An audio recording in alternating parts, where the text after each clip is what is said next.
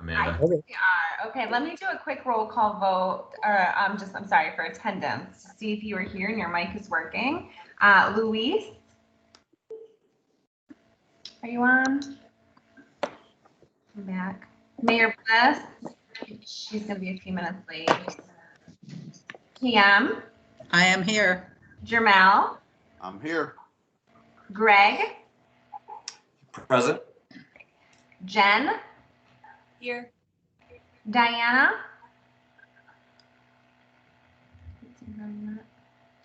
What about, oh, Jim? Here. And then Rick. Here. So that is a quorum if we'd like to get started, and I believe the others will be joining a few minutes late. Okay. Well, we have a full agenda, so maybe we should get started just in the interest of time. Just want to remind everybody, when I call for a vote, I'll ask for the nay votes only. And assuming there are none, then the motion will pass. So I will call to order this Downtown Development Authority as virtual meeting on October 14th, 2020. First order of business is approval of the minutes from September 9th, 2020. I will move approval. Thank you, KM. This is KM. Support by whom? Greg. Okay, thanks, Greg. Any questions or corrections or comments? All right, is there anybody on the board that would like to vote no for this motion? Hearing none, the motion carries. Next is the September 30th, 2020 financials. Ms. Chapman, I believe I saw you on the call. Yes, good morning. Here are your financials as of September 30. The authority looks like it's in a good, strong position. Your summer tax increments have been posted, so you will see your revenues coming into the local tax and school tax increment funds. If anybody has any questions, I'm happy to answer them. Otherwise, if we could get approval of Statement D, which serves as your warrant.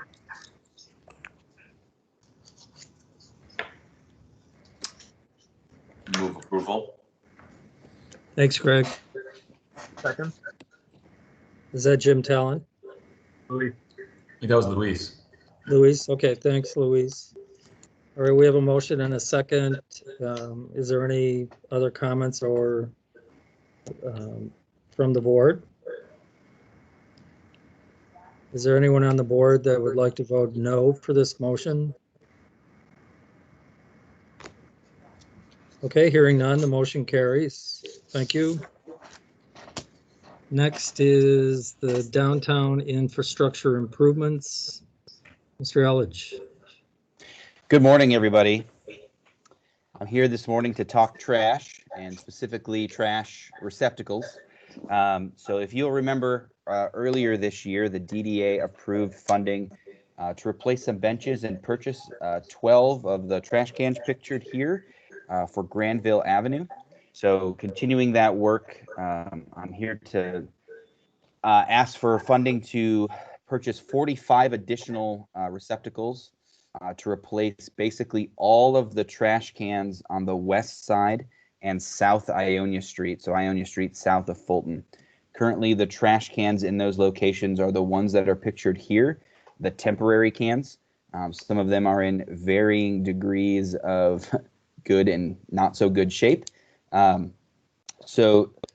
Asking to put these new cans out, to pull these temporary cans and add these new cans and continue the work of enhancing and upgrading our infrastructure throughout downtown. Adding these 45 cans, most of them will be replacing, like I said, these cans here. A few of them will be adding new cans that we've identified some gaps in. And of these 45 cans, these represent about 1/4 of the total cans that we have deployed currently in the entire downtown. We have about 160 out there right now. So kind of replacing this amount of infrastructure at once is a good opportunity for us to upgrade a good chunk of our infrastructure and have a lot of it matching and looking really shiny and new. And this This expenditure is budgeted in the Goal 3 Streetscape Improvements line item. We budget money most every year to make improvements and repairs on the amount of infrastructure that we have throughout the district. I believe that's all I have for my presentation, and here's a map of where they're primarily going. So you can see that they're primarily located along Bridge Street. You'll notice there's two different colors. So there's black west of the highway, and the gray or mercury color is east of the highway. And we have a few stragglers down south of that. This is Pearl Street, so they're all mercury or gray on that street too. And then this is Ionia Street. You can kind of see that they kind of switch colors halfway through. So with that, I will take any questions that you all might have about trash cans or trash. Or Anyone else want to talk trash? One thing I was going to add is just these were recommendations of the street yes. guidelines. So we're implementing that, continuing to implement the guidelines and recommendations of that plan. They look good. Chair Wynn, quick question. Yes. Melvin, I just was curious. I was expecting them to look like the ones on Granville Avenue. Any reason why we're not going with the same look throughout the district? So they will look, the black ones will look exactly like the ones on Granville Avenue. And then there are some like silver or mercury colored that are exactly the same, except they're silver or mercury. Oh, okay. We in the street space guidelines document, it outlines the 4 or 5 different street types of downtown, and each street type has its own infrastructure sort of treatment. Most of them are it either is black trash cans or the silver mercury trash cans. So the colors are based on the street space guidelines. Thanks a lot. You're welcome. Any other questions for Melvin? I would entertain a motion. Should anyone like to make one? This is Diana. I move approval. Thanks, Diana. It's KM, support. Thanks, KM. Any other comments or questions? Is there anyone on the board that would like to vote no for this motion? Hearing none, the motion carries. Thank you all. Next is winter art installation. Ms. Van Driel. Yeah, good morning. Thank you.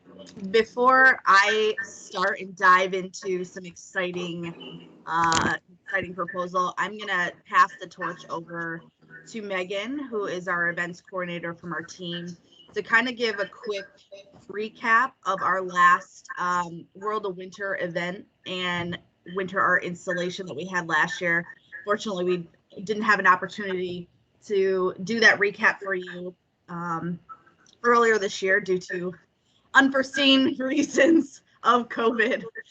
So we're happy to do that presentation for you now, and then I'll jump back on after Megan's done. Yeah, so I'll just do a quick little recap of World Winter and an overview of the events. So we had approximately 70,000 people attend both World Winter and Prismatica in 2020. And then the next slide is going to be a quick video, recap video, if we're able to play that.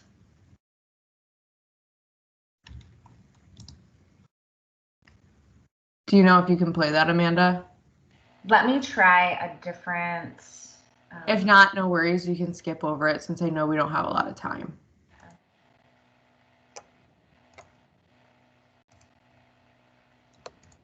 Oops, sorry about that.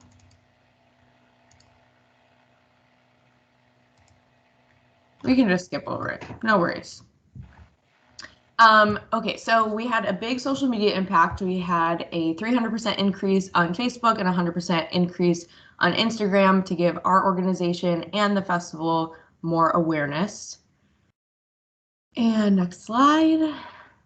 And then we also did a World of Winter website this past year, which went over super, super well. It was very streamlined. We had one spot where we had all of the World of Winter materials, and we had about 84,000 page views last year. Prismatica, I'm sure you guys all saw. We had over 30,000 people attend the interactive art installation, and we attracted people from all over Michigan. And then we had a silent disco as our first and opening event over at Prismatica. We had about 5,000 people come out, and we engaged a whole new demographic who had never even heard of DJI before, and we got to engage with them, educate them, and talk to them about the city. Lunar New Year, we teamed up with Grand Rapids Asian Pacific Festival to throw a Lunar New Year celebration last year. We had approximately 3,500 attendees that were squeezed in a tent. We had to take off all the sides because we had a ton of people come out. We had a huge demand for this event last year. We also did a World Marketing Game Day where we had a ton of local artists come out into a tent, and we did a big, large world market, and we also had some ice games and partners games. And we featured fire pits and s'mores at a couple of our events to start out for last year, and they were a huge hit, not only because it was winter and obviously they offered warmth, but they were great to have as a conversation piece. A lot of people gathered and were talking and had s'mores. We also did movies on the piazza over at Studio Park. It was I believe their first outdoor movies, and it was a rainy day, but we still had a bunch of people showed up, and we had a pop-up s'mores bar and an appearance from Moana. Hungry Hippo Tournament on Ice, we do this every year. This is something moving forward we're looking at rethinking for this upcoming year because of COVID concerns, or just plain out trying to think of a different type of tournament that we can do that's possibly more socially distanced. Valentine's, obviously always a huge hit. Ice sculptures all around downtown, and we had a ton of participants on our ice sculpture walking tours last year. Love on Ice, always a staple. We have the giant ice carving wall where people can take professional photos in front of, and 2-for-1 skating on Valentine's Day. Paint the Park is always a huge, huge hit. We had the rink fill up more than halfway through the event. We had over 5,000 people attend. We also did a street party last year, which went over super, super well. And then these are just highlights of a couple other add-ons. We had Snoga, Downtown Market Ice Bar, and we had dancers at Prismatica. And that's kind of a quick little recap of what World of Winter was like last year. It was a month long, and we had a ton of great comments, and people actually really loved coming out into the winter and interacting with some art and seeing downtown in a whole different way. Thank you. Thank you. So now, after that wonderful presentation Megan just gave you, you'll probably understand why Goal 5 members thought it extremely important to continue this effort and search for other winter traveling art installations again this year that could help us activate our downtown again. So because this is a priority, we extended an RFP to help us find the perfect installations for downtown that DJI can help host to expand activities, educate, and draw people within our downtown this upcoming season. So before you today is a proposal of 3 art installations utilizing light and play, ranging from local to national to international talent. So first, my slide is not correct, but I will do my best. So basically, this installation is by Barbara Lash and Sierra Cole from the department. They are a local group here from Grand Rapids, and they are proposing to do these winter tumbleweeds and grasses within the downtown. And we have proposed locations that we would like to host each installation, but we'll be working with our Parks Department team to figure out the best location for all of these installations. Next is Hibikozo, and these are Hibikozos by Hibikozo. This is a group out of California, and we would be renting 6 of these installations. And the proposed location for this one in particular, I want to share because there's some background with it. We're hoping to go at Anabuan Park. And with this installation, we would like to purchase one custom piece in collaboration with our Grand River Bands of Ottawa Indians that will help work with the artists to design something that is completely unique to Grand Rapids and tell certain stories from the Grand River Bands of Ottawa Indians. And then we would find a location along the river corridor to keep it for a permanent installation. Next slide.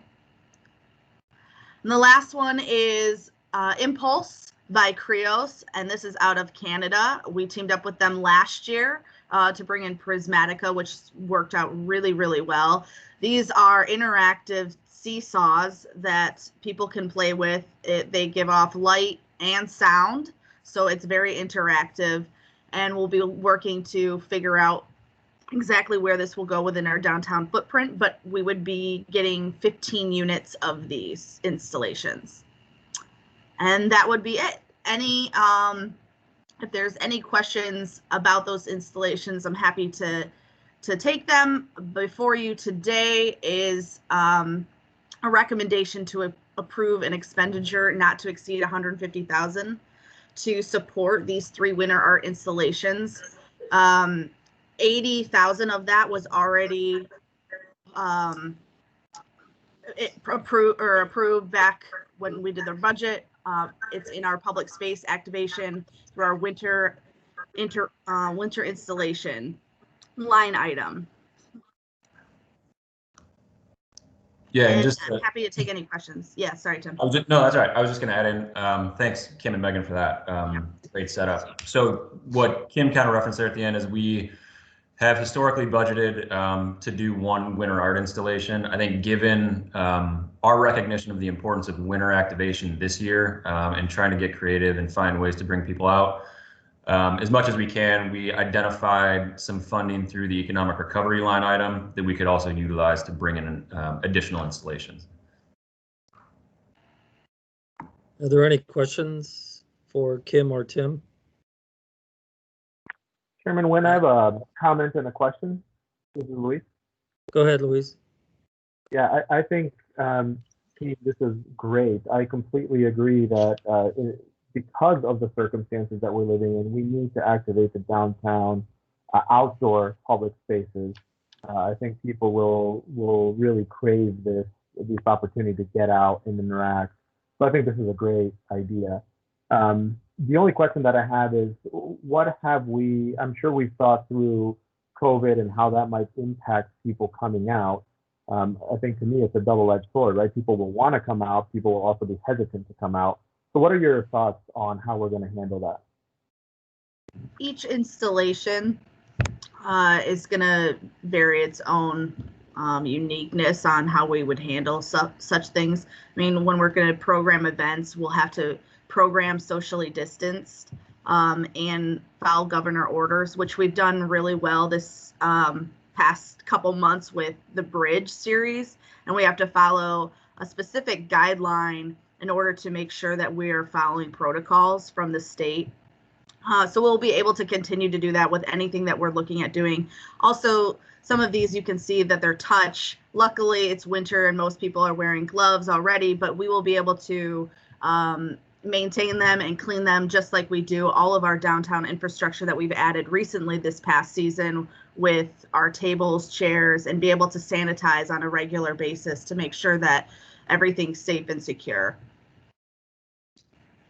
I'm just curious if those seesaws are going in a social drinking zone. I don't think 15 units is going to fit in one of our social zones, unfortunately, but it will be near, and it's a fun thing. Luckily, they're not unsafe. They don't fling you very far, Rick. So they're not catapults. Yeah, you'll be okay. And quite frankly, I'm pretty excited to try one of our the new social or drinking zones and grab a drink and go and sit on one of these things myself, if approved. Hey, I got a question. This is Dramel. I'm wondering, because you all may have heard about this multi-million-dollar complex behind the Van Andel Arena that went up recently. But I'm wondering if it's possible, and I don't know how it works with parking and whatnot, is it possible to think through how maybe some of these installations, or maybe the word is activation, could take place in the lot behind the Van Andel? Because I know a lot of the businesses that have been and are connected to Studio Park obviously have not seen hardly any business with the Van Andel Arena closed and the movie theaters closed since March. Is there a way to bring some activation, a little bit further down than we had done in the past with installations? Our goal 5 helps us to determine where these priority locations are. And then we also have to be very specific on the installation's needs itself, whether it's electrical, the size of the space. So we take in every consideration for the installation and the requirements that the installation has, and then we narrow down locations based on that. Luckily, we were able to do some events over at Studio Park, and we'll continue to look at doing that as well. Yeah, and just to add on to that, we, with all of these, we look to find ways to kind of spread them out geographically so that the impact is kind of felt, and hopefully the businesses see a bump based on, as Kim pointed out, there's always logistics and administration considerations that go into that. But whether the installations go there is one thing. I think the activation opportunities that Megan just kind of ran down, I think certainly have the ability to be kind of spread throughout downtown.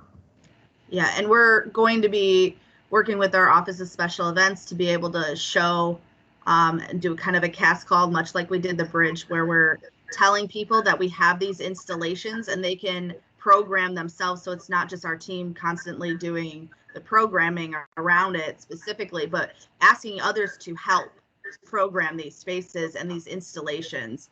So we'll be doing that, and again, working with our partners that we have in the past to be able to create unique programming that's in all areas of our downtown, which we did really well, I think, last year for 1 month, and these installations are being proposed to last 2 months. So we're working really hard to get people downtown, and hopefully we can work with our businesses to help you get them in the door. Sounds good. Thank you.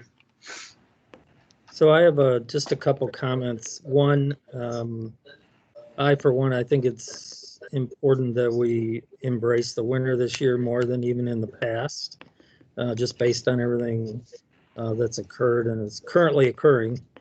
I like the idea of purchasing a permanent installation, and I don't know how the rest of the board feels, but having that as an annual budget line item, I think is something we might want to consider. Just trying to, rather than, these are fleeting moments in a sense, it'd be nice to keep a permanent installation, within the city, at least one every year, keep adding to our collection. What's everyone else feel about that? I think it's a good idea. Okay. Yes, I agree Absolutely. as well. Anything we can do to make downtown more appealing to people, especially those who don't have another reason to come downtown, I think it's a great idea. Well, we obviously have embraced the art aspect of this city, and without Art Prize, which I'm sure it'll come back. Yeah. It's just another way of reinforcing that theme. I think it's a great idea. So we do need a motion unless we have more questions for Kimberly or Megan. I move approval. This is Diana. This Thanks, is KM. I support that. Thanks, KM. Are there any other questions or comments? Is there anyone on the board that would like to vote no for this motion? Hearing none, the motion carries. Thanks, Thank Kim. you all. Thanks, Thank Megan. you.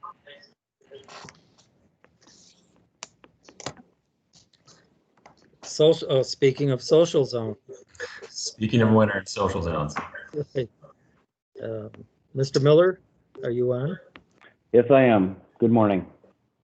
So this is just a real brief report, a performance report about our social zones, and really, I think it gives a really good snapshot of where we've been and maybe a little bit of where we're going, which is part of this discussion as well. I think that keeping in mind that this is really about expansion of outdoor seating and really helping and supporting the business community as we've moved forward. Amanda, can you forward the slide, please? Can I interrupt just a minute? Sure. If we could have I'm getting background noise from someone. If you could mute we'd appreciate it. That seems a little better. Yeah, thanks, Mark. Sorry. So I think just beginning and to sort of understand how this evolved, there's a really nice timeline here that begins to show the relationship of what some of our local interventions were relative to both national and state occurrences of major events. And you can really, this begins to paint the picture of how I think both the city of Grand Rapids and DGRI responded and collaborated to begin to create some of this support mechanism and framework that exists today within the context of what was going on outside of Grand Rapids and inside of Grand Rapids. So I think that this is a really good reminder of how all of this kind of came together. And I think the other thing, and I alluded to this briefly just a moment ago, but I think that the collaboration that occurred during this response with both the city of Grand Rapids and DGRI staff has been really meaningful and rewarding for all of us, just how we came together to be supportive of our local economy. So I think moving forward, it's a great way to begin and to continue that relationship. Next slide, please. This is, you probably all know this, but I think that these images are really important to put in context. These are not evening images or early morning images. These are like midday images at midweek in I think April. And really the numbers also paint a sort of a bleak picture at that point in time, a 79% decrease in hotel occupancy, 48% decrease in foot traffic. Our downtown at that point in time was desolate. And even if the businesses had been able to open in many of those cases, it was unlikely that there was enough traffic down there, both vehicular and foot traffic, to actually make that opening meaningful. So I think that this really gives us a good idea of where we were. The importance of some of this stuff is really about what this slide shows, and really these food and beverage establishments are representative of about 36% of all of our downtown storefronts. So the support mechanism that's circling around them and focused on them is represented by the amount of footprint that they actually take up and activate in our downtown. Obviously, the hospitality industry is our second largest downtown employer after healthcare. So really supporting these entities is essential. And I think that last bullet point where we're down 2.3 million jobs nationally in the restaurant industry is telling. And I think that some of the things that we're seeing in newspaper articles throughout the nation and internationally are also painting a very similar picture, where I think we read an article about Kansas Chamber of Commerce saying that like 60% of their restaurants could be closed within the next 3 months in permanent state. So I think that we're cognizant of these things moving forward, and that's some of what this later discussion will be about. Next slide, please.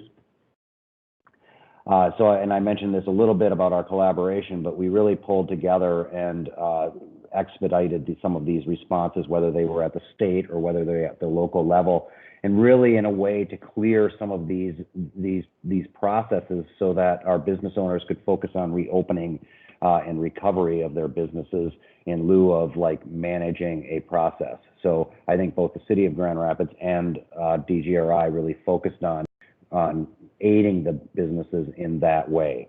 And out of that came this social zone policy that allowed for that expansion of this seating into the streets and sidewalks. And then after that, obviously the district, where we were able to establish these districts where people were able to openly carry their drinks in designated containers. So I think that both of those things in combination really created the economic relief that we needed to help support the businesses. And then obviously our own DDA Economic Relief Fund that was established, paired with those things, also helped. Next slide, please. So this really began to establish the space for the people, and that was really the first part of this, and taking over some of that space. It's telling that we dropped about 203 concrete barriers over the course of a few months, mostly in June and July, starting on June 19th. That encompassed about 48,000 square feet of more space, which is over an acre of more seating space in our downtown, which I think is really a significant amount of extra economic space that these businesses could use. We increased the number of businesses offering outdoor seating by 56%. And even in these images, you can begin to see the other thing that happened with our team and the collaboration effort that happened. Max in our office, our graphic designer, actually designed the application on these barricades because we didn't own them. We had to be careful about what we were applying to them. So him and some of his artist friends went out and actually installed this stuff. So it's a great team effort. And then obviously the ambassadors who have been the front line of this process all along and have really been supportive of all of our businesses and even our DGRI staff as we've begun to deploy some of this stuff over the course of the last few months. Next slide, please. Not only did we create space, but then we had to transform that space into places. And I think that this is sort of the tail of the tape kind of thing, in addition to the number of barricades we put in, the amount of tables, the amount of chairs, umbrellas, plants, planters. And obviously you guys have all seen these things and experienced these things. And you can tell how much that stuff makes a difference in terms of the experience of using these spaces. It can't be overstated enough that these little endeavors of plants and planters really make a huge difference. And then I think the other thing that maybe a lot of people didn't know is that we actually had 148 hours of pop-up performers performing in these spaces over the last few months, and that was really spearheaded by Megan on our team and coordinating that effort to get them get another layer of activity into some of these spaces. And I think, again, that proved to be pretty beneficial. Next slide, please. This map begins to show where some of these zones were established. And obviously, the hotter the color, the red color, the more seating density was occurring. So you can begin to see where some of these real hot spots are. That Monroe Center, Ionia Street and Bridge Street are really the three hot spots. There you can begin to see a little bit of red occurring in that node up in Monroe North, and then going all the way up to Linear on the far north end. So this really begins to let us see how this is working in terms of the number of more seating that's happening and the density of that seating in our core area. Next slide, please. And then these last few slides are really going to show the various zones that exist in the downtown. So obviously this one is Bridge Street. We have some great drone shots of giving an overview of what these things begin to look like from above. And then in addition to the images, I think what we did was we created a survey for the business owners to respond to about their experience with the social zones, sort of what we would be thinking about in the next iteration of these zones as we begin to think about winter and then even into the spring of next year, and really wanted to get a handle on where they were seeing these and how they were affecting or impacting their business. And I think that you'll see a huge slew of quotes here that begin to give us a picture of how these zones have been looked at. And then the other thing that I forgot to mention is that we also did a survey for downtown residents. So they also responded to a similar survey and gave their input on what their perception of these zones were. So all of these quotes are taken right from that survey, and I think they begin to paint that picture of how important these things have been over the course of the last 3 or 4 months. And I'm not going to read each one of these, but I think next slide, please. I think that one of the things that was a common theme just on this first bullet point was that they were a lifeline. We heard that time and time again from the various businesses. I think that early on when we were deploying these, we had businesses telling us that they were hoping to stay open until July. And then once July came and went, we were still seeing them open after, into August and September. So I think it was a lifeline for many of these businesses, and I think it continues to be a lifeline for many of these businesses. Next slide, please. And then, of course, the downtown deployment, various places and installations that occurred there. Again, you see that first quote, the infrastructure kept us alive and allowed us to create new collaborations between the businesses. We saw a lot of that, in particular on Monroe Center, where there was a sharing of space and a sharing of both the restaurant and the service to make sure that those spaces were fully functional and usable by the businesses. Next slide, please. And then the Heartside deployment, which really focuses around Ionia Street and then periodic places by Mezzo and Cottage Bar. So again, I think this is the one here that I think I would like to draw your attention to is just the second bullet, the outdoor seating. The restaurant was able to post about a 20% increase in sales in August 2020 over their pre-pandemic August 2019 numbers. So if that's not an indictment that this was like or an indication that this was a success, I don't really know what else we could do in terms of the statistical analysis of that. I mean, it's telling that even in a normal condition, he was actually doing better than that during a pandemic. So really good information, I think, from our end of things and from these business owners, and really supportive of what we can do next. The next item here is just obviously the refreshment areas, locally called refreshment areas. It's actually the social district legislation that happened at the state level, and these are happening continuously. I mean, we're seeing a lot of activity downtown with these. And it's important, I think, just to recognize that so far it's been a very responsible activity. I mean, we haven't seen a lot of egregious issues with even trash, additional trash, cups laying around or anything like that. People have been using it, but they haven't been abusing it. And I think that that's a really good thing, because it's yet another layer of supporting our businesses and giving them another avenue to or a good that can be expanding that footprint that they have. And I think the map down at the bottom shows you where, these things can go. So if you're not familiar with that, I would highly recommend taking a look on our website to see how these zones are relating to each other. Next slide, please. And then, so I think this is really teeing up the next aspect of our conversation and this idea of what's next. I mean, that's been a central question probably since August. What do we do when it gets cold? And I think it's important for us to obviously think about that for many reasons. Obviously, the first one is, like, how are we going to continue to support these businesses and provide that lifeline that we talked about earlier?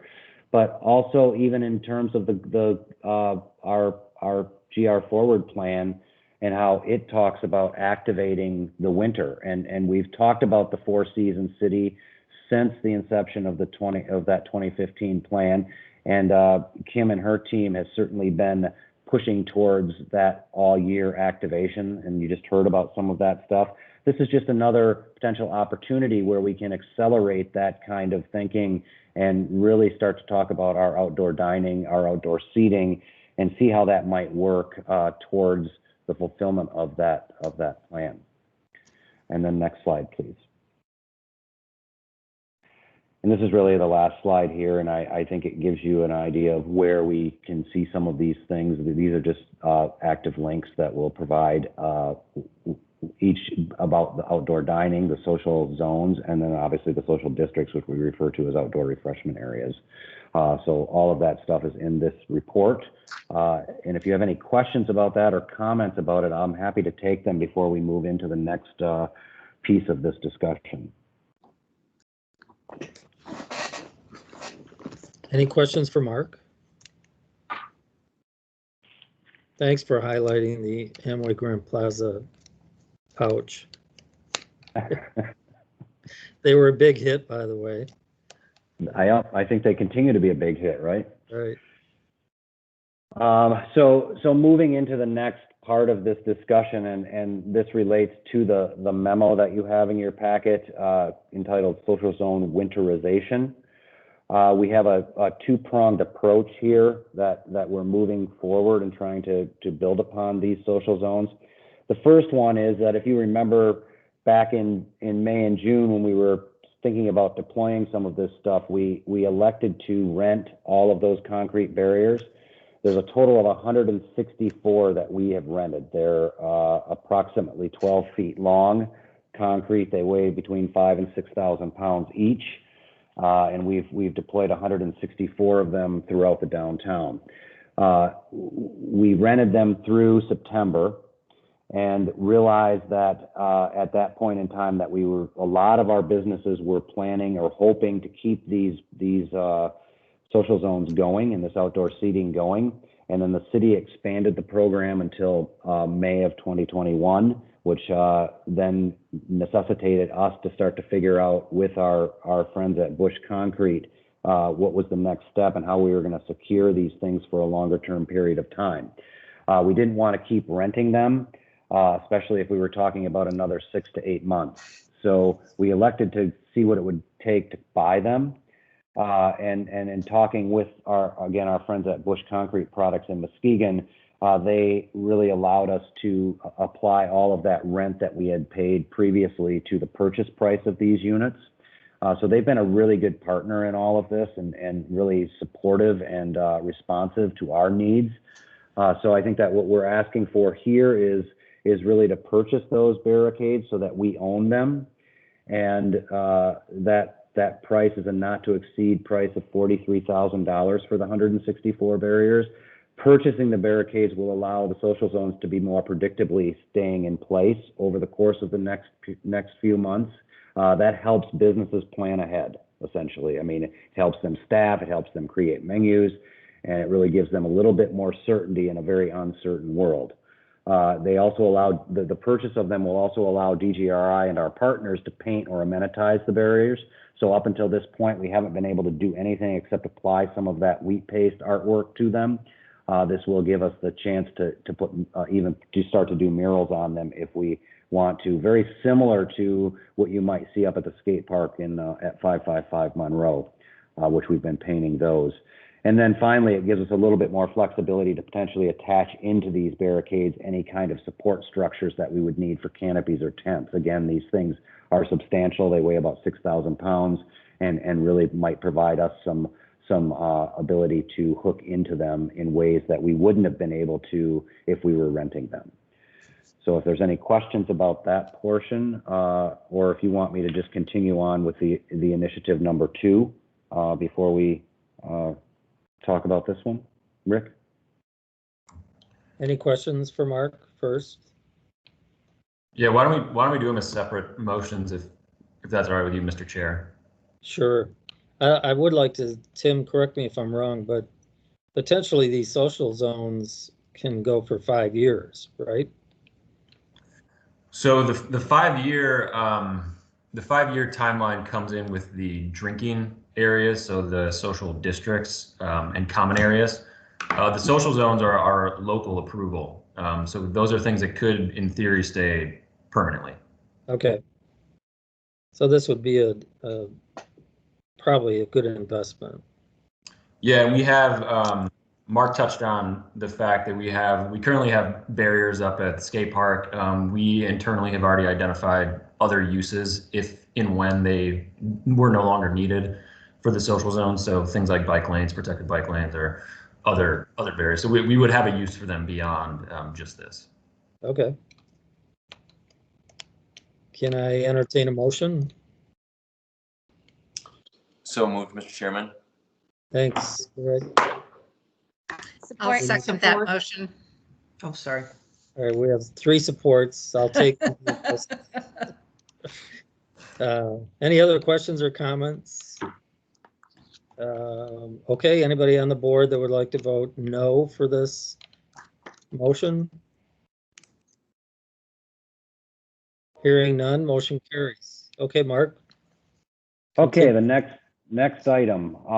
This is initiative number 2 in your package. It's called the Winter Ready Grant. And I think that I talked about this a little bit in the presentation, but one of the things that we've learned as we've gone through this over the course of the last 4 months is that relying upon our business community to either innovate or to come up with solutions to these problems is a really good solution.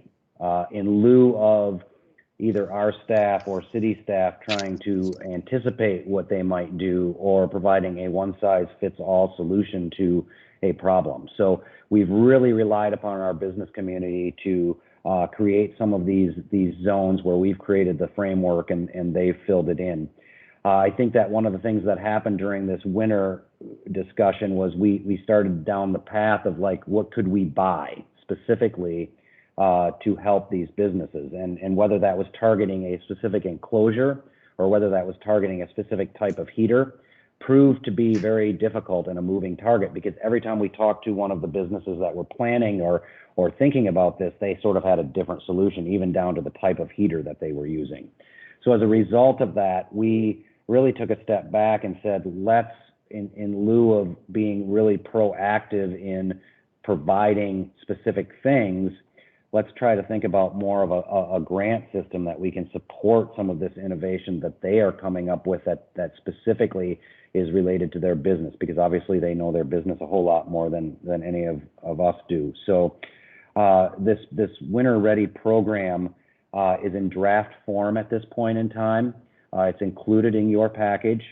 And really what this amounts to is that we want to be able to help fund some of these initiatives, whether they be tents, canopies, or other structures that help to keep the weather out, whether they be heaters or even propane for the heater support. It might be lighting. And then there's also the other item is just outdoor commercial activity or operational costs that would support some kind of commercial activity in the public realm. So this is a grant that we are currently finessing, and it's being reviewed by our legal counsel at this point in time. And really what this amounts to is the way that we're approaching it right now is that we would be supporting up to a grant up to $10,000 for the eligible winterization activities mentioned. Anything beyond that would be considered with a 50% matching requirement. And obviously recognizing that anything above 15,000, we would have to come back to the DDA board for that approval. So what I'm asking for today is not only comments related to these guidelines, if you have any, and then an approval for a not to exceed amount of $200,000 for the funding of this grant. And that's coming from the Goal for Economic Relief funding. So any questions, comments, I'm happy to take them.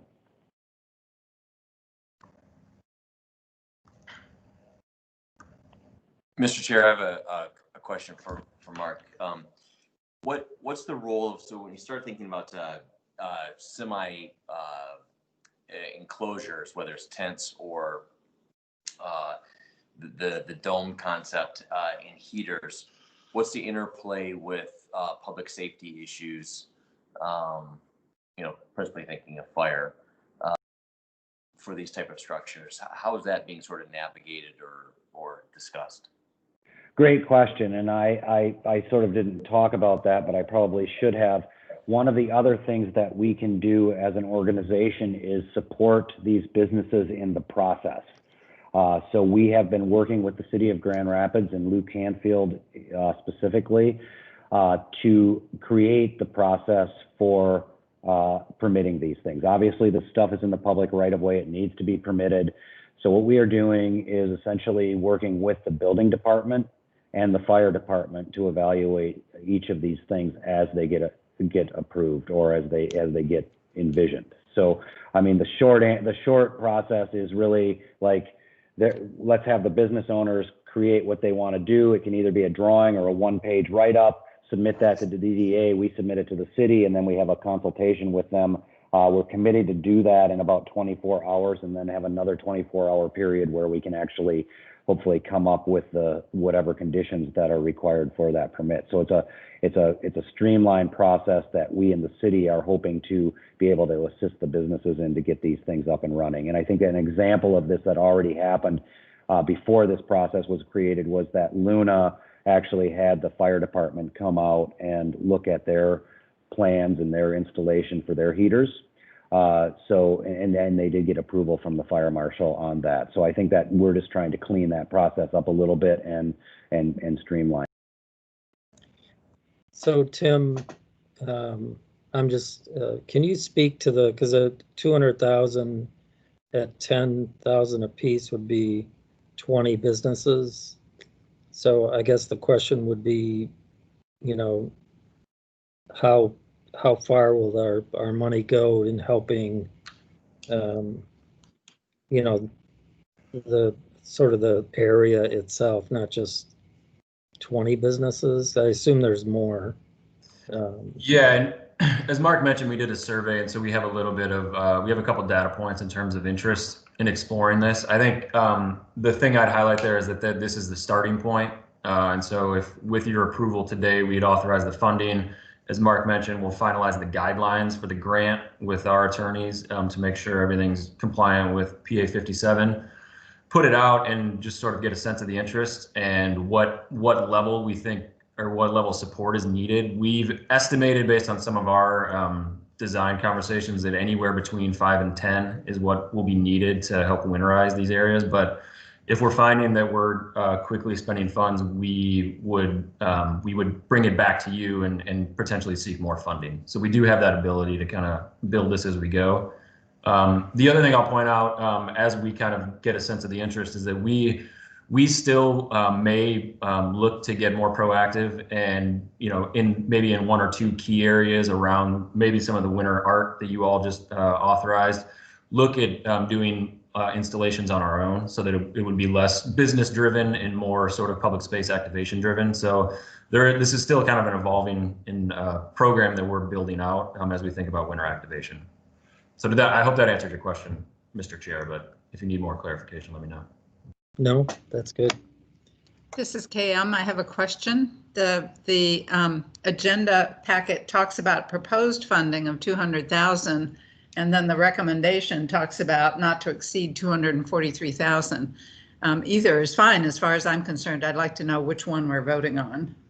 Oh, so that I was confused when I was looking at that as well, and I wrote the memo. So the 200,000 is for the Winter Ready grant. The 43,000 is for those concrete barriers. So combined, it's 243,000. Okay, Mr. Chair, I'd be happy to make a motion to that effect.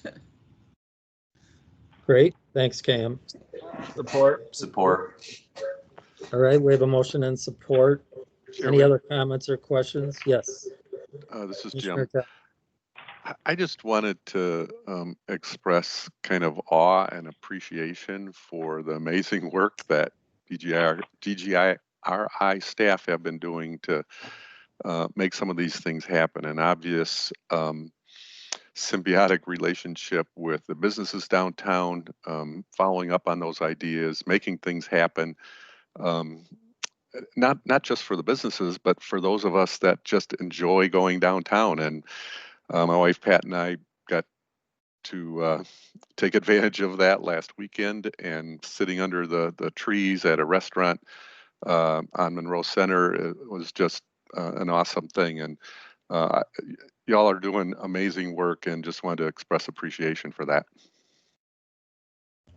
I agree. Thank you, Jim, and others. I think Mark highlighted this has been a full, all hands on deck approach from the team. And I also want to make sure we highlight the partnership with the city. Mark kind of touched on the 24-hour turnaround and some of the permitting things that we've been able to do. None of that would happen without kind of the city's involvement as well. So this has really been a community-wide effort to help this stuff come to fruition. So we appreciate that. It's great.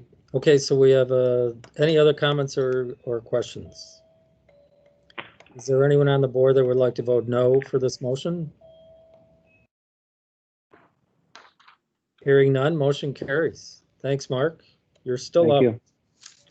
Yes, I am. So speaking of collaboration, this next item is about Grand River, what we're calling Grand River Edge and Riverwalk improvements. We have been collaborating with the City of Grand Rapids Parks Department and the City of Grand Rapids Engineering Department on a variety of different projects in an effort to begin to move them forward and jumpstart a few of them.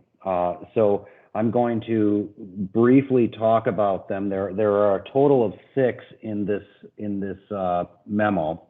The first one is the fish ladder, and you guys have in some of these, for some of these 6, you have images. The one that's on the screen right now is actually the one near the Blue Bridge, the Riverwalk near Blue Bridge. So I'm going to go in order of how they show up on the memo. So the first one is the fish ladder access area. We have and I should back up just a little bit. This is what we are doing with this request is that we are asking for design and engineering services, so what we would refer to as soft cost, to complete the bidding and the permit drawings for each one of these projects. And one of the reasons for that is that we want to be able to hit the ground running once we are able to actually construct in some of these places, either after some of the river work is done or after we have more clarity on where budget items reside within the city of Grand Rapids. But we really want to be able to queue this thing up and stage it so that we're ready to roll.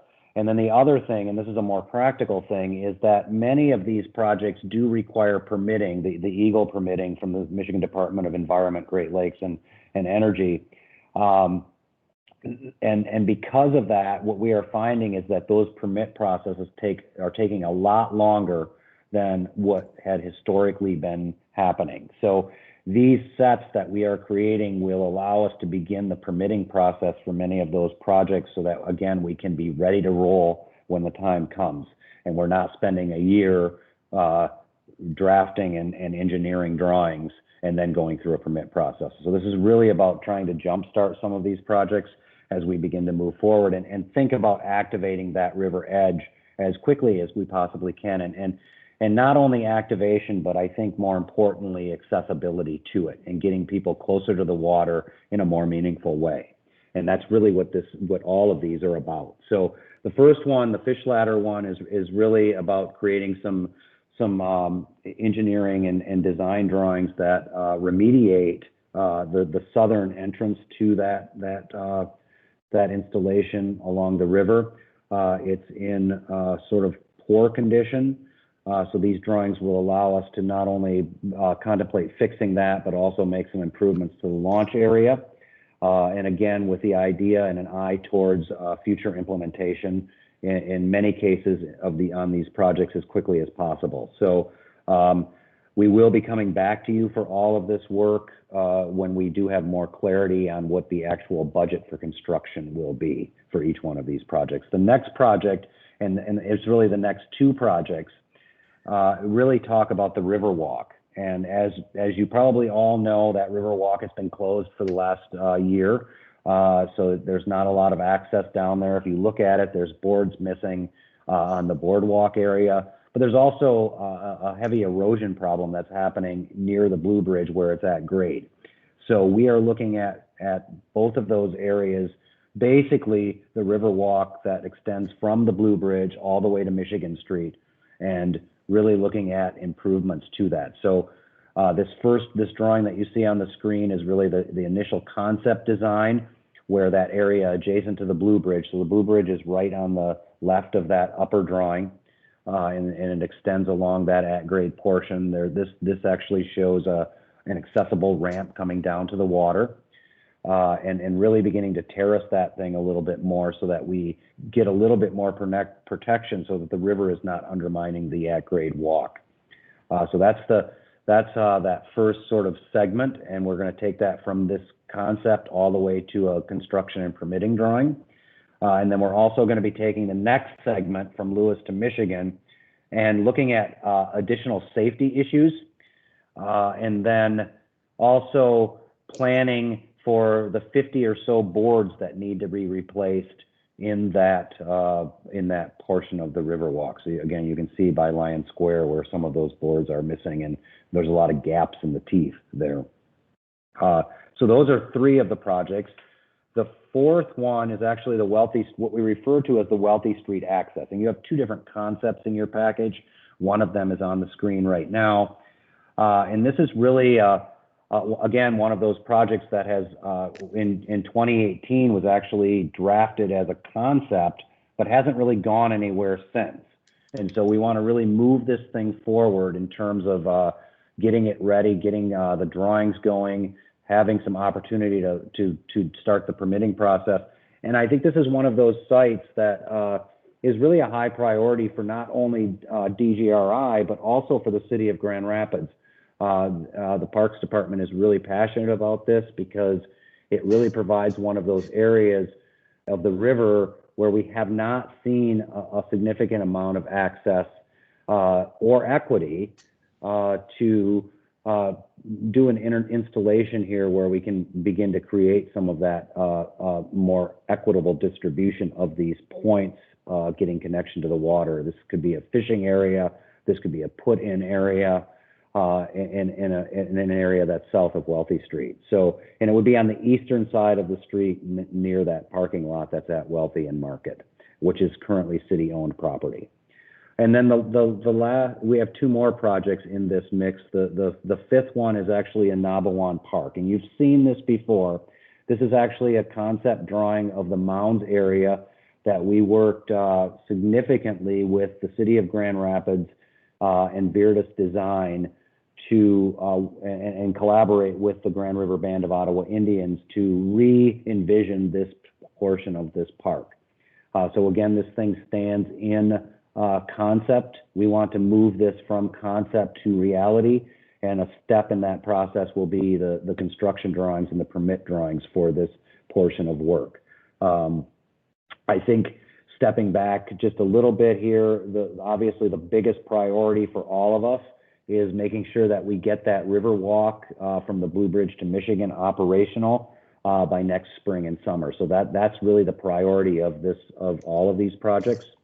But I think we've grouped them all together because they have a similarity in terms of the equitable access and increasing the equitable access to the river and to its edges. And then finally, the last one that's in here, and I think this is one that wasn't necessarily on our radar, but we really think that it's important, and it's got a lot of support from other organizations, including the Grand Rapids Community Foundation, which is a partner on this project. And this is really a water quality notification system, and it's one of those instances where it's really as simple as giving people a better idea about the safety of the river.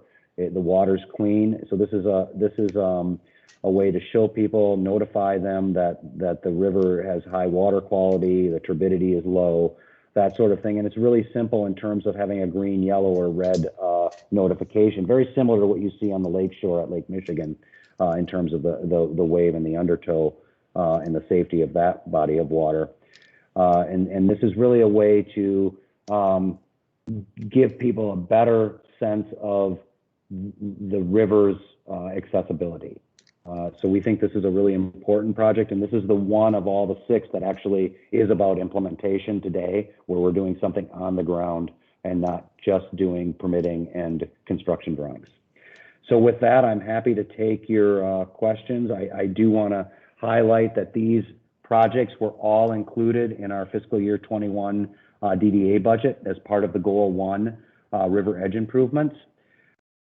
of these numbers were adjusted between the projects to better leverage some of these funds, really in an effort to get as much as we can going in a quick period of time. So again, we worked pretty extensively with the City of Grand Rapids Parks and Engineering departments on that. And I've broken each one of these out in the memo so you can see how much we're asking for specifically for each of the projects. But overall, we're asking for a total of $562,000 for these 6 projects as part of the Goal 1 River Edge improvements. So questions, comments, happy to take them.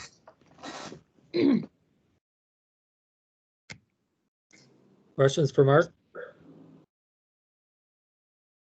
So Jim here. go ahead, Jim. First, appreciation again for incredible work. Love all these projects. Want to just kind of offer feedback or maybe ask a question. Sounds like I'm echoing. Can everybody else hear that? Yeah. Yeah, there's a little feedback. Okay. If we could go back to the slide on Anaboan Park, again in connection with the opportunity to have dinner downtown, Pat and I walked along the river and last week, and what I noticed was that if you're coming north on the river walk and then go under the Gillette Bridge, there's really not a way to get up to that bridge without kind of reversing course and taking the accessible route up to it. So if you go under the bridge, there's a natural tendency to want to go up that hill and get right onto the bridge to cross to go downtown. Is there a reason that we haven't put anything there to offer a second way to get up? We have that at other locations, and just wondering about why that's not part of the design here. Does my question make sense? Yes, it absolutely does. As somebody So on who's the walked north side of the bridge there. Yep. So you'll know that there's actually a pretty steep hill there. So when if you don't backtrack, you just have to sort of trek up the hill to get to that bridge. I think it's a great question, and what we don't have here is a graphic of the overall park area. So the rest of Anaboan, and they have actually they have a preliminary design concept for that park created by Viridis as part of this project that actually has one of the solutions being a sidewalk going up to that bridge from the north side. And it's something that not only have you noticed and I have noticed, but certainly the designers at Viridis have noticed it, and a great many other people have noticed it as well, that there could be a better way to connect to that bridge to get us across the river. So glad to hear they're looking at it. It's being looked at. Great, thank you. Yep. So Tim and Mark, just a question. Are we planning on trying to bid these projects together so we get some sort of economies of scale? I think that in many cases we may be trying to the city always tries to package their projects together to get some economies of scale. So I think that the obvious, as I mentioned, the Riverwalk stuff is really essential for us to get that open in the spring. So that's the priority. That whole thing is likely put together as a package deal. But there is some different types of work that is associated with that, whether it's just installing some of the boardwalk or whether it's the concrete and edge work that would be a little bit closer to the Blue Bridge. The rest of these, because they're the way the Parks Department functions, they're very likely to be packaged together. So what they typically do is they do about 12 parks per cycle, typically, I think, and they usually package 3 of those together, 3 to 4 of those together per package. So you end up with 3 packages of 4 or 4 packages of 3, and that's both through the design aspect and the construction aspect of them in each cycle. So another question is included in the scope is some sort of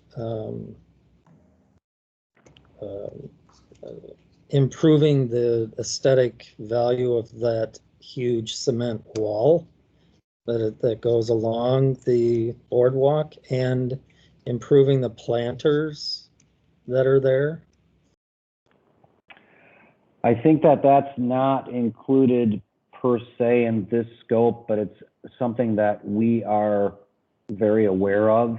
And I think that our first and primary goal in this particular part of the project is to get it back operational again so that people can get down there.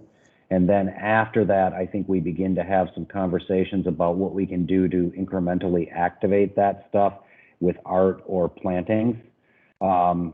Particularly, I think that wall has been on Kim's radar for at least a couple years. And it's just something that we have backed off on simply because A, it's complicated. There's a lot of different business or property owners along that edge. And then B, the Riverwalk's been closed for a year, so we've sort of, again, backed off on it until we can get that thing operational next year. I guess as you can get the business owners to agree. Yep. Yeah. So my only other comment is I assume that we're speccing materials that are less destructible in nature than wood planks, etc. I think that the plan for the boardwalk portion where we're installing the planks is to just replace those 50 planks that are missing with planks that will match what's there, so that we are not like replacing all of the planks. So this is an intermediate step as we continue to work through some of the future of the river. So there may come a point in time where that portion of the boardwalk changes due to either design or river activation moving forward, or river access moving forward. So I think that, again, this is a way to match up with what we've got there and go in that direction, even as a short-term solution. But I think some of the money that we are investing in this is really in that portion is to do some study about what's next. You know, how can we make this a safer and more maybe durable place, more resilient place moving forward. Okay. Any other questions for Mark? I would entertain a motion. I'll make the motion. Thank you, Mayor. I support. This is Diana. Okay, thank you. We have a motion and support. Any other comments or questions? Hearing none. Is there anybody on the board that would like to vote no for this motion? Hearing none, motion carries. Thanks, Mark. One more, Thank you. More time. Yes, one more. So this is the Lion Square redesign project, and Chairman Wynn and Mr. McNeely have both been involved in this. As your memo states, we put out an RFP for this project on August 6th. We received responses from 20 firms, and then our group narrowed those 20 firms down to 4 through a rating and evaluation process. And then we interviewed those 4. And so we've been interviewing them for about the last 2 weeks, those 4. And so we didn't really have a preferred consultant at the date of writing this memo. So I'm going to go through a little bit of where we landed on Monday night after our last interview. And then we can have if you have any questions or comments, I'm happy to take them. So we are going to be recommending Progressive AE as the prime consultant on this project, along with their sub-consultant team. We have. I just want to say that this team really did an exceptional job on their interview. I mean, it's not easy to interview for a project virtually. And I think that they really embedded a lot of things into our thinking as we move forward with our interview process. They were actually the first team to interview. And it was really an energetic, passionate, and responsive team. that essentially addressed all of our questions over the course of the couple times that we interacted with them. Their interview was actually sort of like more like a newscast where they had all of their various teammates scattered around downtown, around the Lion Square area, and really exhibited a deeper understanding of not only the project physical conditions, but the importance of the project in terms of its design and the significance of its design on our downtown street spaces. They had one of their designers standing at the 100-year floodplain line, talking about the resiliency of the project. They had another team member talking about the connection of the Wolfgang Puck restaurant and the boardwalk, not only to this project, but across Pearl Street. They had one of their engineers standing in the street at Lion, talking about the balance of the pedestrian and the vehicle. And their project manager spoke quite a bit about the snowmelt system, but not just the snowmelt system in general, but very specifically about like manifold locations and things like that. So they really got to a point where they were conveying their understanding of the balance of great and good design with technicalities. Technical aspect that's going to be required to implement this project in a timely fashion. And that really speaks to, I think, what I would think of as their core mandate with this project, which was really considering budget, time, great design, and equity. And they spoke to all of those things very clearly and very thoroughly. And so again, it was a great balance of that design and the technical. They really focused on the implementation of this project. They had a very good handle on the background of it and the desire for us to be moving this thing forward and building something next year. Their team actually includes disability advocates, so they will be able to look at this from a universal design. Their team includes RLR, who you may remember is one of our consultants for our wayfinding project. At first, we were thinking, well, why would RLR be involved in this project? But it really, from the progressive standpoint, it was a way to maybe potentially begin to implement some of our wayfinding along the river, even before we might be fully complete with some of our wayfinding implementation for our wayfinding project. So it really looks at this project as a potential pilot for some of that wayfinding work. They also include Fishbeck Engineering, Fishbeck, Thompson, Carr, and Huber, and then MTC and Lumen Studio. Amanda, could you bring that slide back up just for one minute here? The other thing I wanted to talk about was this slide is really what we would think of specifically as the core team. We've had a lot of conversations with Progressive in the interview and then subsequently about what their core team is. So the gentleman up in the upper left-hand corner is Tom Fry. He's the project manager. He's a professional, a licensed engineer. And he also happens to be the project manager on the reskinning of the Amway Tower. So I think it's really important that we got somebody who's already involved in that very tight location, who understands that location, and then also happens to be somebody who's going to be designing some of the things that we don't see, but are critical functions of a street and a streetscape. So whether that's the stuff, all the pipes that's underground or the snowmelt system, he's going to be really involved in that. And then I think that there's three other folks that I wanted to highlight. The woman next to Tom in the middle upper, that's Masherie Valentine. She's an architect. The gentleman next to her, Nolan Miller, is a landscape architect. And then right below Tom is in the lower left is Ryan Johnson. And that's really our design team. Those are the folks who are going to be working with us day to day to work through some of the design elements of this project with a great deal of support behind them. So there's a lot of mentoring that's going on from folks who have built a lot of our downtown infrastructure, including Pete Lasdens, to support some of these people. So we're really sort of excited about this team. And then the other two people that you see down in the bottom are the folks from RLR, and that's Brianna Metzger and Rod Reed.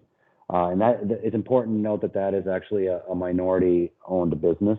So this team was certainly the most diverse of the teams that we interviewed, and probably a top 2 or 3 most diverse of all of the 20 that we received applications from. So I think it's important that we highlight that as a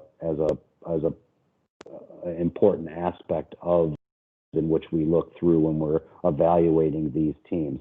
And then the last thing I wanted to mention was just this is one of those projects where we will build it, and then we're going to need to figure out how to maintain it. And I think it's certainly part of the ongoing conversation with whatever river governance happens, but Progressive actually included an asset management plan in their scope of services. It's not something that we actually even ask for in the RFP.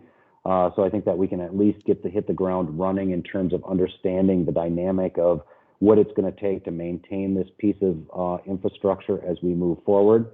And then in terms of maintenance, the other thing that I wanted to mention is that Progressive, because of their work on the Rosa Parks Circle area, have really better understood the importance of materials and the long-term selection of those materials. And this was mentioned during their interview. I think that being cognizant of how you're speccing materials, whether they're, and it might cost more upfront, but over the course of time, those materials will certainly last longer and not have to be repaired after 20 or 25 years.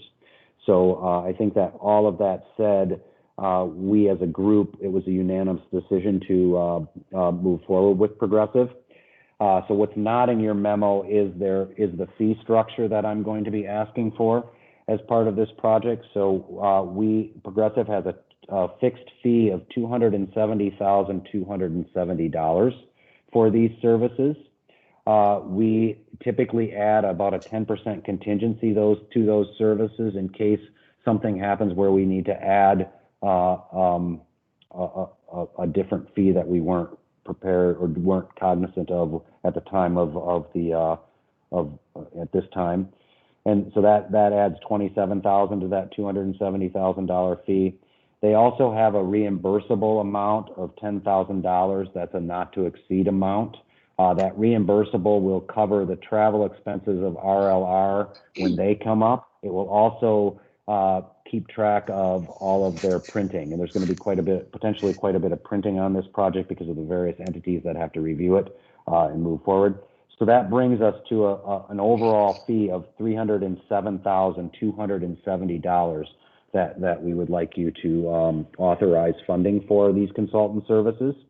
And then in addition to that, I would also ask that we include a $10,000 not to exceed fee for potential soil borings if they are needed. I have been working with Progressive over the course of the last day to dig into whether or not we need soil borings, whether or not they actually were done, and if they were done, where they actually are right now on this project. So once I know that, and once we know that, we can move forward or not move forward with those soil borings. Soil borings are typically something that we have to do in the design phase so that we know what the heck's going on underneath all of that infrastructure and can design accordingly. And typically we would hire that consultant outside of this consultant's scope. So if you have any questions or comments, I am happy to take them. Can I, while everyone's kind of digesting that, a couple of quick things to add. One, similar to the previous item, I think Lion Square ranks as maybe the top, if not, one of the top 2 or 3 high priority areas for public spaces along the Riverwalk. So this is really about moving us forward to construction. I also did want to point out that we continue to work closely with project partners and carry funding commitments for construction on this. So this is really about design, but as we move into construction for 2021, we do still have commitments from the Amway Hotel Corporation, CAA, City of Grand Rapids, DeVos Foundation, and the Secchia family to help support construction. And then the other thing I think is important to note is the involvement of a construction manager. So there's obviously the work happening at the hotel by involving a CM with Rockford Construction, we can coordinate those efforts, and we can also, as we move through the process, make sure that our opinion of costs are in line with the budget that we have set. So I just wanted to add in those two items for a little bit of context. Thanks, Tim. Thanks. I have a question. Go ahead, Mayor. Okay. So thank you for this update. I'm happy to see us move forward. I feel like we've been talking about this project for years. I don't even know how long it's been. So I'm curious about timeline. So if we move forward with this redesign, when are we hoping to start construction? What kind of timeline are we looking at until this project is completed? That's a great question, and I probably should have highlighted that in my memo. But we are looking at about a 20 to 24 week period of time once we start, which we're essentially starting today, to get to a point where we are ready to construct. So I think that we are still shooting for a pretty thorough bidding process in February of next year, and really with the intent of starting that the construction of this project in the late spring of next year. Okay. Can I ask one other follow-up question, Mark? Yes. So the other projects that we just talked about to do some kind of repairs of the Riverwalk and some of the river's edges. So how does that tie into this project?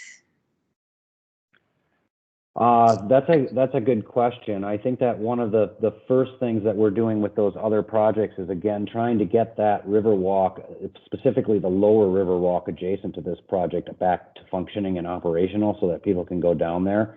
I think that as it's constructed today, or as it's envisioned today, is the Lion Square project is really about like everything from the edge to Monroe. So we aren't really digging into a second phase of building in the river at this point in time. So I'm sorry, Chair, one other question then. So, I recall seeing the prior designs, which did include some of the vision for the walk and the wall, and even, being able to pull in boats. So are we just going to hold off on what potentially that could look like and have that be a part of the river restoration design? Yeah, I think that would be thought of, at least from maybe our end of things, as a second phase of maybe this project or a phase of a different project. A lot of it is, contingent upon what happens with the river construction and how that water level may or may not change adjacent to this. So we sort of taken really a hands-off approach to that. And this is one of those projects from, I think, all of our perspectives that we just want to get something built and begin to see movement where we have one of the first projects on the river that can begin to cast the vision of the future projects along the river. Yeah, I can interject too, Mayor. The design that you're talking about, that you referenced, was always in phases. So the design that you saw for the river work, the actual work inside the river, was always a second or third phase to be in conjunction with any of the river work that would be going on. Even though you saw that design, that was not part of the original scope for the dry work that was contemplated even in the last design schematic. So it's always been a two or three phase project. Okay, thank you. That's really helpful. And I'm sure that any of the work close to the river or in the river needs to go through a different permitting process anyway. So that makes a lot of sense to me. And then my not a question, but a comment. One, I'm happy to see this move forward. I think as we think about public spaces and the need to activate them and you have more spaces available in the future, I think this is going to be a key site, both for conventions and for other additional events that we want to plan. So thank you for this presentation. I'm fully supportive of moving forward. Thank you. Thank you, Mayor. Is that a motion, Mayor, or? Yes. I'll support that motion, but I do have another question that's not necessarily completely related, and that is, what's the timeline for the completion of the project at the hotel? So that project probably will wrap up in June. Okay. That's our latest estimate. So the timing is not terrible. So I think we don't have Mark, we probably don't have a timeline of actual construction yet for Lion Square, correct? We do not. Yeah, but the timing is still pretty good for. Okay, thank you. Any other questions? I have a motion and support. Motion from the mayor, support from Cam Dunn. Is there anyone on the board that would like to vote no for this motion? Hearing none, motion carries. Thank you, Mark. Thank you. Mr. Kelly, Waters Building. Yes, thank you, Mr. Chair. So moving east across Monroe, but staying on Lion Street, this request for you is an amendment to an existing development agreement with the Waters Building LLC to complete some street space improvements along Lion Street. So some of you may recall back in 2014, we approved an agreement to help with the redevelopment of the Waters Building to help deliver the new hotel as well as some renovated office and ground floor spaces.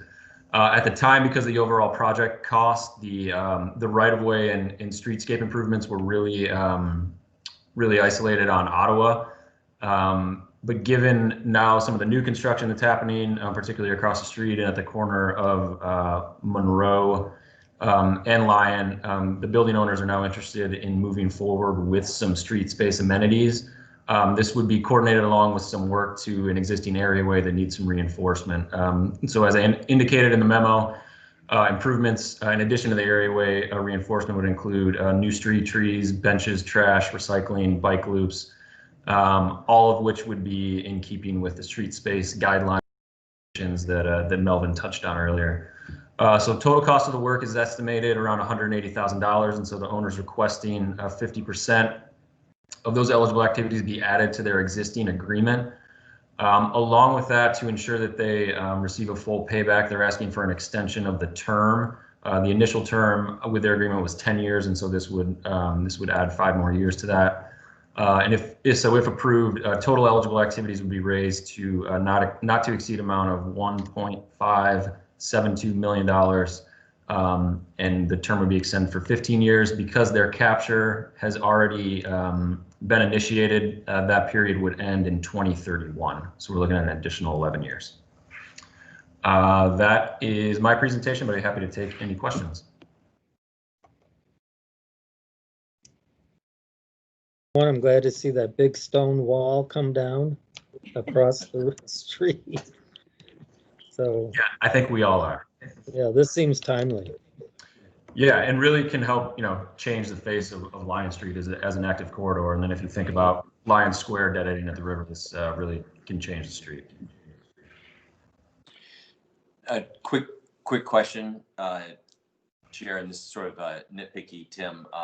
Looking at the drawings, I noticed that the trash receptacles for the recycle had sort of a yellow banding to it. And I just thought it a little odd because normally green is the color for the signal recycling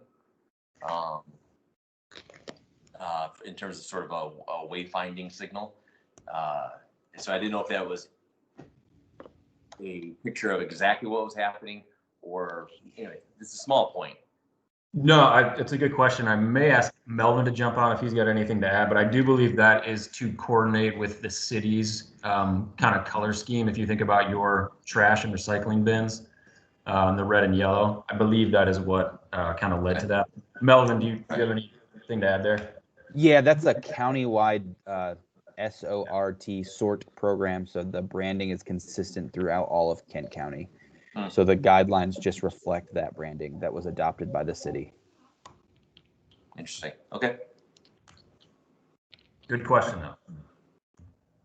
Thanks, Melvin. So is that a motion, Greg? Sure. Yes. I know. I support. This is Diana. Thank you, Diana. So we have a motion and support. Are there any other questions or comments? Hearing none, motion carries. Oh, excuse me. Is there anyone on the board that would like to vote no for this motion? Now, hearing none, the motion carries. Okay, thanks, Tim. Yeah, so last item for consideration today. So at our meeting back in July, recall you approved $30,000 for a partnership with Rapids Air Quality to support monitoring sensors in downtown. And that partnership was really to help provide localized data to inform policy and land use decisions, and to help ensure, importantly, to help ensure all members of the community have access to the same clean air. Your funding, if you recall, was made contingent upon 2 other neighborhoods outside of downtown receiving funding commitments. While those have yet to come in, some really good progress has been made to date. And so I've asked Darren Riley, who I think I saw on the line, join us to give us an update, after which we do have a request for your consideration. But Darren, if you are on, if you wouldn't mind giving a quick overview. Absolutely. Is it possible that I can share my screen here? Yeah, you should be able to. All right, cool. And hello, everybody, and thanks again, Tim, for inviting me and everyone for taking the time. Should be a fairly quick update. That's where. Okay, here we go. Everyone see my screen? Yes. There you go. Now we can. Okay, perfect.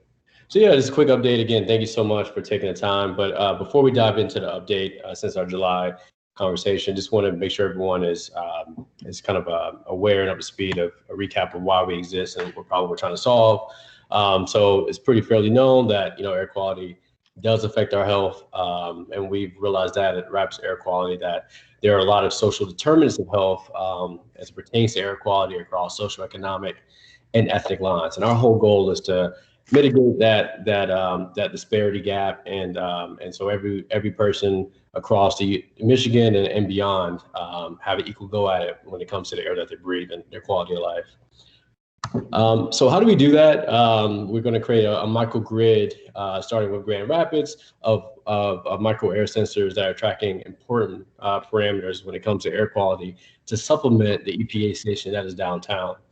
The goal here is understanding that the EPA station only has a certain effective range in terms of providing citizens with information that they can act on. So, a prime example of this is if I'm walking my nephew down Roosevelt Park neighborhood and I see, hey, there's a lot of truck traffic today. I pull up an app that's pulling data from the EPA station. It may say, hey, your air quality is good to go. Well, in fact, we don't know for certain is the air quality that we're breathing that day and that time and that place is of quality. And so our whole idea is to create a microgrid so we can really get into the granular hyper-local data points in terms of air quality, so we can then act and also measure some of the initiatives that we want to take from a city perspective, neighborhood perspective, and even being a member of a citizen of the community, putting that power in my hands to make decisions. So I like what the guy said a couple other presentations back in terms of the water quality that informed me, hey, should I go out in the water today or not? Same thing with air quality. Should I play flag football today, or should I make sure I bring my inhaler? Certain things that can really empower folks to make decisions to improve their living. So quick update from July. Again, I want to give a huge thanks to this board for sure. The effort and hypothesis that your blessing in July really helped create efficacy within our organization and really steership partners from the community and also in a neighborhood perspective, and even members of this board who connected with some of the neighborhoods. It was very, very helpful. So to date, as you see here on the left, We have 2 neighborhoods that signed on. And again, we want to be very much community focused, community centric. That is our ethos. We want to sit down, understand different communities' air quality needs, and also inform them of what our capabilities, capabilities are, and how we can help move the needle on some of the air quality efforts within the communities that we're working with. And working with communities here in Detroit and even in Grand Rapids, we understand that, walking around the neighborhood and putting some sensor up and monitoring data, people definitely will raise yellow flags and, what's going on. So we want to make sure that we're really on the grounds working with the community. And that's something we've been sticking to date. On the right-hand side, some of the partnerships, and some are not on here, that we have, I think they fall in a couple buckets. One, community partners. Start Garden has been a very extremely valuable nonprofit partner for which, if we do seek philanthropic donations, we'll be partnering with them to facilitate funds to support neighborhoods or organizations that cannot go for, do not have the funds to support or have a private organization to support. So a huge shout out to Daryl Ross and the team there. They've been really helpful and stewards of relationships there. The West Michigan Clean Air Coalition, organizations such as that, being on committees and collaborating, understanding efforts and where we can plug in data to help make more decisions and facilitate some of their action plans. And also the City of Grand Rapids, been working closely with the and data strategy team. They've been really a tremendous partner, make sure that our infrastructure is aligned to support and not duplicate any efforts when it comes to internal and external data visualization. So today we can say we confirm that integration is possible and will work with the Socrata platform that the city uses. And yeah, so that's kind of where we are today. Again, as Tim mentioned, I believe the support was contingent on 2 neighborhoods being funded. We are not there yet. The momentum that you've given us in July, have given us great progress and really getting us closer to the finish line in terms of deployment of our pilot program. And what we're asking for today is to continue that momentum by going ahead and initiating deployment of the sensors in downtown, in hopes that, which we believe to be true, that other private funders and philanthropic funders can kind of join on as an extension rather than join the project as a starter. So we think it'll be a kind of a more seamless discussion now that the funds are already committed.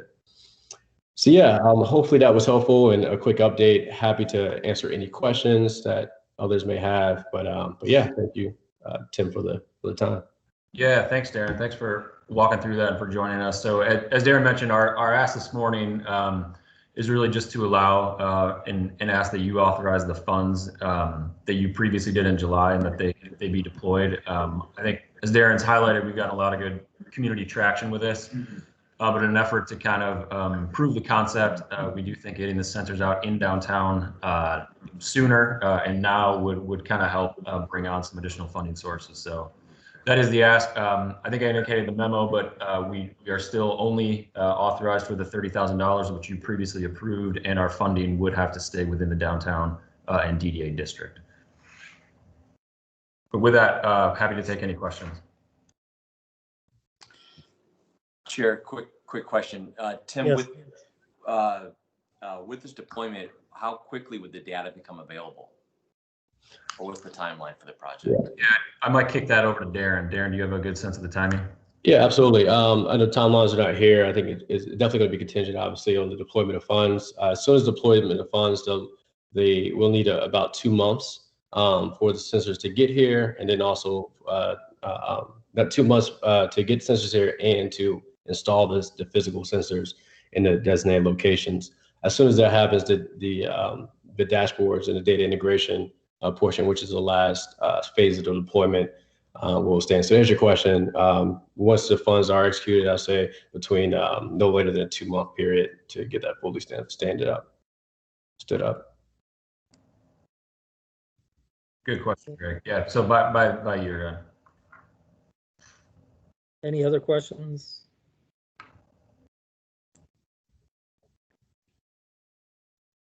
I would be happy to entertain a motion. So moved. Thank you, Greg. Support, it's KM. Thanks, KM. So we have a motion and support. Any other comments or questions? Is there anyone on the board that would like to vote no for this motion? Hearing none, motion carries. Thank you, Darren. Thank you so much. Thanks for your time. Back to Tim for our next steps. Thank you. Look forward to the data. Absolutely. Everyone have a good one. Okay, now is the time for public comment. If there's anybody on this call that would like to make a comment, you may do so now. You can raise your hand with the icon, the hand icon below your screen.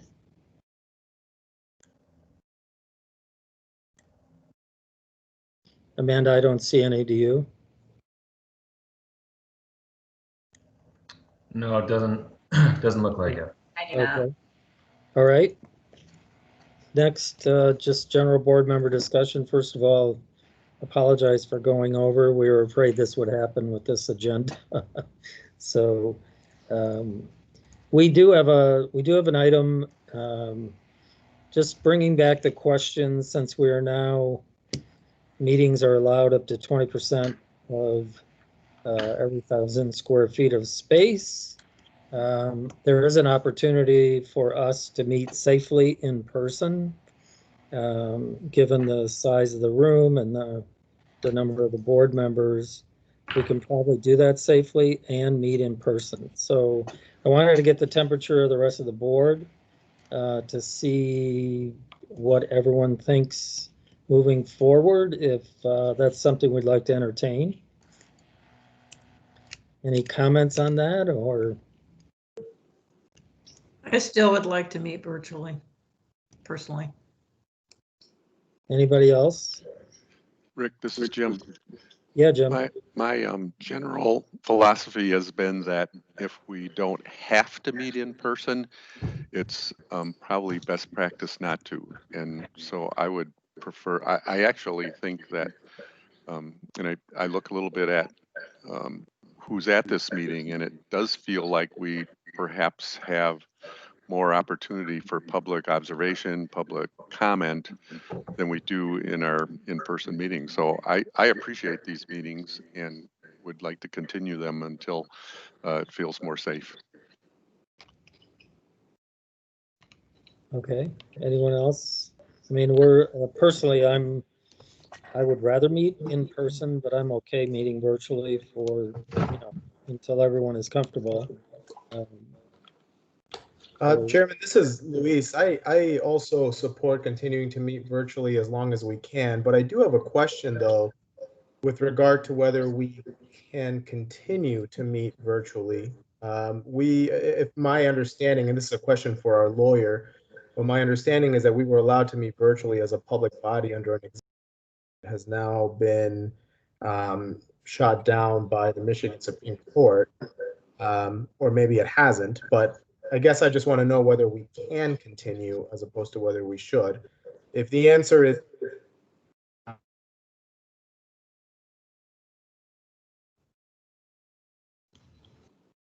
think we lost you there, Luis. I think we lost. He's yeah. frozen.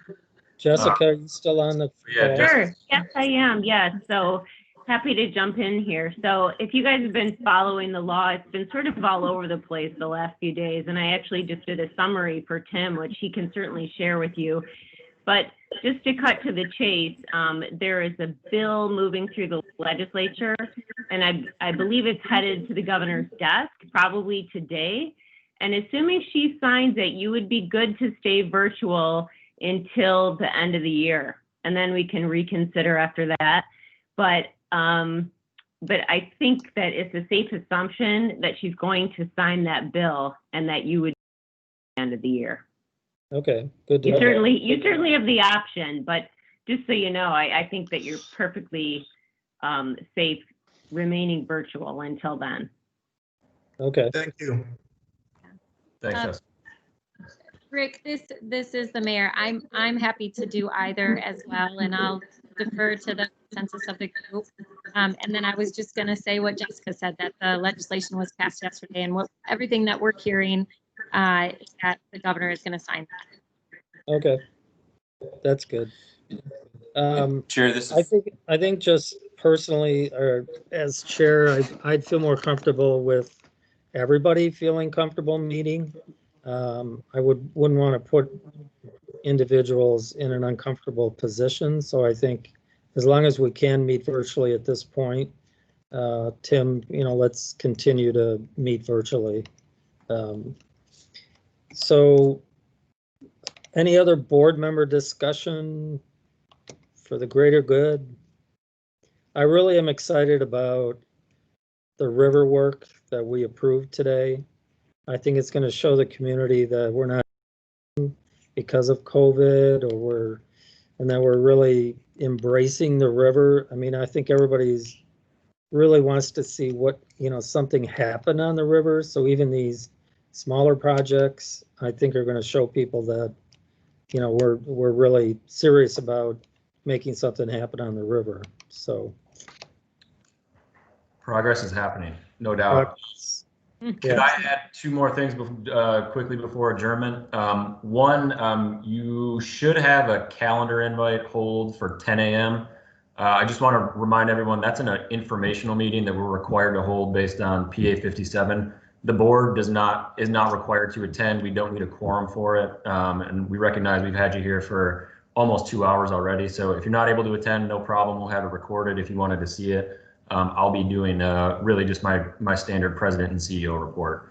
But we will adjourn this meeting and then start the 10 a.m. meeting as an informational item. And then also we have our next scheduled meeting because of Veterans Day is scheduled for November 4th. That is what we set in our calendar back in December. I don't think any of us were thinking about the election, but nonetheless, that is what we have on our calendar. Chair Wynn and I will meet in the next couple of weeks just to see what the items look like. If for some reason we don't have action items, we can always move that or cancel it. But I did just want to call everyone's attention to that we are currently scheduled to meet November 4th. Well, we'll be able to celebrate the winter. I'm staying away from that. I know, right? Probably a good idea. So, all right. Appreciate everybody's time. This was a full agenda, but we got a lot done. So really appreciate it. And we're making things happen. I think that's very positive. So thanks, everybody. Thanks, everyone, for your time. Thank you. Good seeing everyone. So, Tim, do we need to dial back in or? So it'll be the same link if you wanted to stay on, but you're welcome to take an 8-minute break and just use the same link. Yeah, I need to break. I don't blame you. We'll see you back in a few. For obvious reasons, yeah. Thanks, everyone.